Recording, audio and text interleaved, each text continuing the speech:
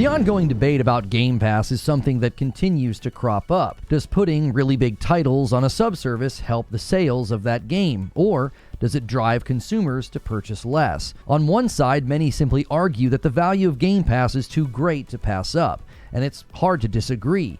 A monthly fee that keeps a steady flow of new games to try out while also having big first-party titles like Starfield is simply too good to ignore, especially when lesser-known titles or indies or even genres that you might commonly ignore hit Game Pass on a regular basis.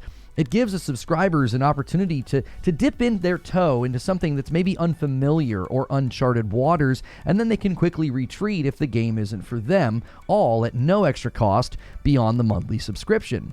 But others have argued that the sub-model is value destructive, creating a very disposable or devalued view of video games. Why buy a game at full price when it launches when you could try 5 games, complete none of them, and throw them over your shoulder with no real loss? It also has been argued by myself and others that it fosters a culture of non-purchase, putting the consumer at odds with what most developers and publishers want, and that's to sell games.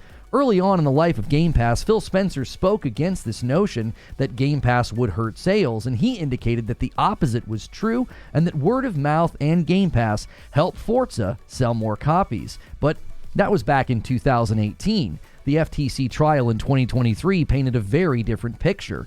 One, that discovery of these internal documents at Microsoft confirmed that Game Pass was cannibalizing game sales. And it's hard to argue that it wouldn't, when a major value point, often touted and bragged about by your own consumers, is that they don't have to buy games.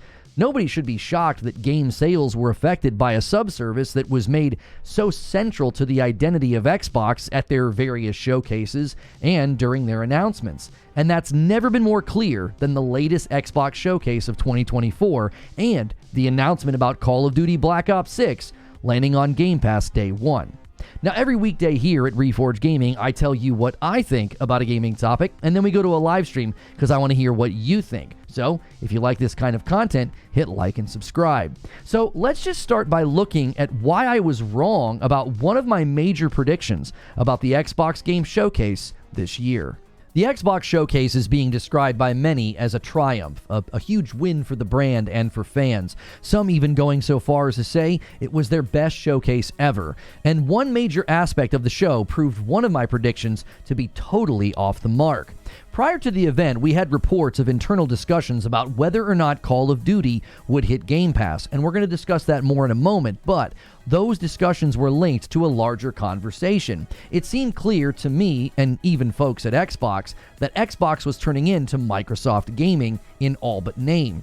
The choice to move away from exclusivity, to change the future of hardware into a non-traditional console model, to reevaluate big titles like Call of Duty hitting Game Pass. This led to me predicting that Game Pass would be downplayed at the event. I also said that they would never say the word exclusive or even give the impression that exclusives were a thing anymore. Well, I got one of those totally wrong, and I got the other one correct. Virtually every trailer ended with an emphasis or a mention of Game Pass. Giant slides would come up after the final card confirming that the game was coming to Game Pass, but then another frame saying, "Play it day one with Game Pass," would hit your eyeballs. Now, to be fair, my prediction about not mentioning the word exclusive, that was a pretty easy prediction to make. They've not used the term since after Starfield. They spent the front half of this year bringing first-party titles to PlayStation and Nintendo, and they were sending the signals that more games would be coming. But the emphasis on Game Pass surprised me. Out of all of the 30 games and announcements, Metal Gear, Dragon Age, and Assassin's Creed Shadows were the only big titles that were not hitting Game Pass, which is understandable. They're third-party games, and they will likely sell very well with their brand names alone. Even Perfect Dark, a debut trailer that doesn't even have a release window or a release year, it had the Game Pass promise attached to it. And the inclusion of Phil Spencer was a strong kickoff for the event when he announced that Black Ops 6 would be the same on every platform, including the beta dates, and he also re-emphasized it would be the first Call of Duty to hit Game Pass on day one. Now, this was echoed again when he did an IGN interview when That kind of landed him in some hot water and some criticism, though. He used words like slimy when referring to platform decisions to get players to do certain things, which isn't landing very well with everyone in the gaming space because many of those slimy things and practices were things that Xbox did up until very recently. But this IGN interview was also where Phil used similar phrasing to Xbox CFO last year, saying that, quote, "You will see more of our titles on other platforms," which many are calling foul on, saying that just a few months ago, Phil Spencer stressed that it was just 4 games coming to other platforms with no promise beyond that. And at the time, I said it's not always about what Phil Spencer says, it's about what he doesn't say. So it's understandable why many of us were confident that the plan for Game Pass might change and look very different. It seemed like everything was up for grabs, moving games to other platforms while trying to minimize that to the public, when just a few months prior, Phil tried to lower the impact of what their own CFO said by telling Windows Central that they had no plans of putting Game Pass on PlayStation and Nintendo, completely dodging the real question about if they were going to put first-party games on other platforms. Well, if there is one way to calm any doubts about Xbox being all in with Game Pass, it's putting Call of Duty Black Ops 6 on the sub-service, and new information sheds some light on just how recent that decision actually was. The confidence and certainty about the Xbox Activision deal was holding on by a thread after the early months of 2024. High numbers of layoffs, studio closures like Tango Gameworks that just didn't make sense, and first-party titles landing on other platforms. That was making many people curious whether or not this deal was good for them. All of this was followed by headlines that Microsoft was debating putting Call of Duty on Game Pass, along with discussions about a potential price hike. Many brand-loyal Xbox fans were starting to wonder if the acquisition of Activision Blizzard was going to yield any positive results for them. And then, daylight breaks. Weeks before the Xbox showcase even takes place, it's confirmed that the next mainline Call of Duty release, Black Ops 6, would be hitting Game Pass day and date. This news was hitting in late May, and it was another aspect of my prediction. It seemed to me that they wanted to get the Game Pass announcement out of the way, rather than make it the focal point of the Xbox showcase. And to a certain degree, Phil Spencer straddled this line very well. Too much emphasis on Call of Duty and Xbox and Game Pass could turn some fans off if they play on the other platform. So, he really emphasized how every platform would get the same version of the game, DLC, seasons, and even the betas at the exact same time. But recent info indicates that the Game Pass decision happened very recently. VGC published an article entitled "Treyarch Discusses How Being on Game Pass is Impacting Black Ops 6's Development," and the senior director at Treyarch made it clear that this was a very new development. Here's what he said. "We haven't known about Game Pass for that long," Yale Miller, senior director at production at Treyarch, said in a newly published interview with VGC. "It was something that we were questioning whether or not it was going to happen." So this confirms the previous reports that it was not clear internally whether or not they were going to put Call of Duty Black Ops 6 or any future Call of Duty onto Game Pass. And for the developers, this means an influx of not just more players than typical, but also new or unfamiliar players. They want to ensure that multiplayer or foundational things like movement are approachable to new players. More from the article. "Since we found out about Game Pass, we're re-looking at those things.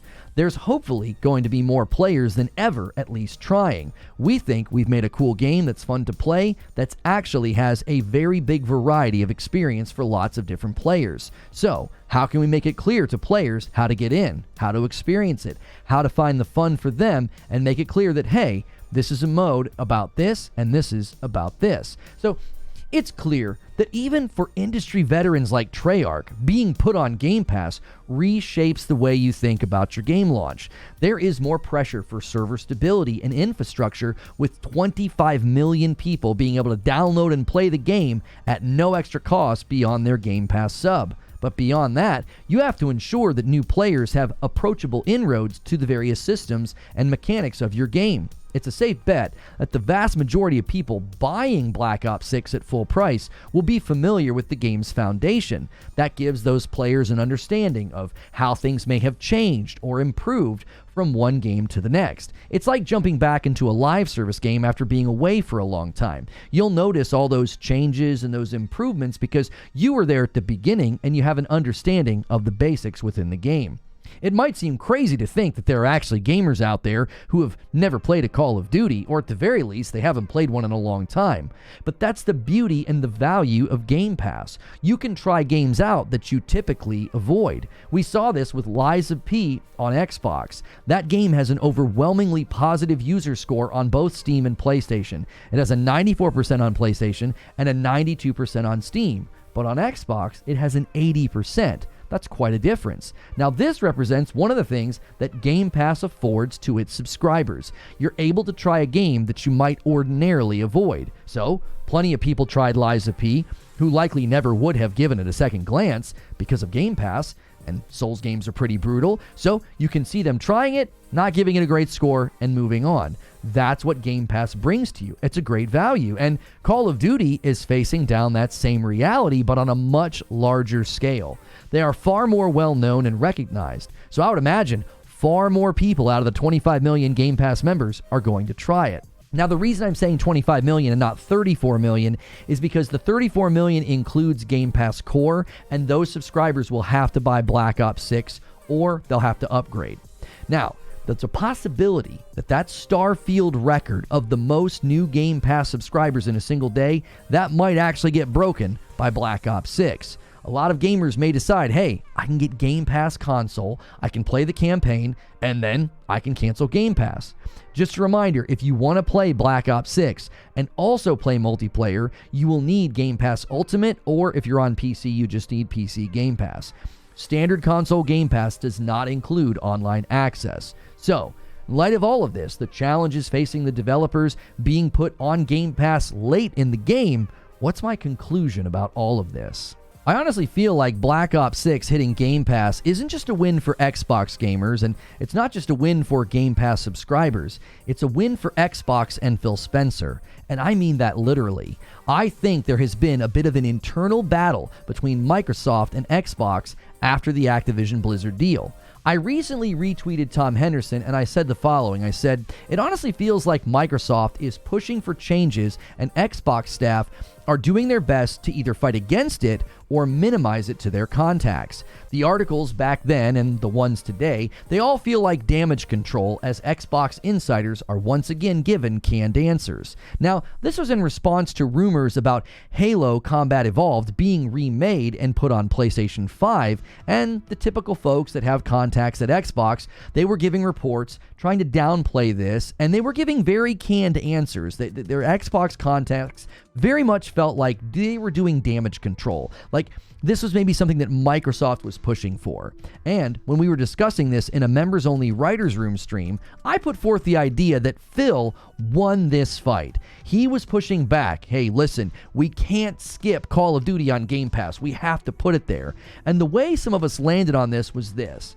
Satya Nadella, CEO of Microsoft, has made it clear that buying Activision Blizzard put Xbox into a position to publish games on as many platforms as possible. And I could see a world where Phil Spencer essentially said, if you remove the idea of an Xbox exclusive by putting games everywhere, and you also remove confidence in those first-party games like Call of Duty hitting Game Pass, you will kill the Xbox brand.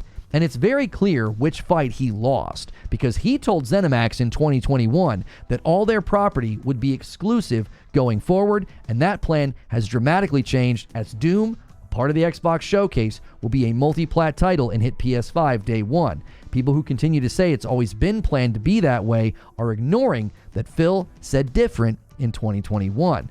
And Phil likely held the line on Game Pass. And I'll be honest, I really hope this is the case, because I want Phil to win more fights against Microsoft. After the infamous kind of funny interview where he said that they weren't able to out-console Sony, I pointed out how many times Phil said the word creative, and I theorized that Microsoft has made it very hard on him and the teams to drive creative work. there's been a consistent loss of creative directors as well as game directors, and large portions of staff have walked out of some of the studios. Rumors about troubled development, and then the post-mortem on Halo Infinite from Bloomberg that claimed half of the 343 staff was on a contract, which meant they were leaving every 18 months because of a Microsoft policy.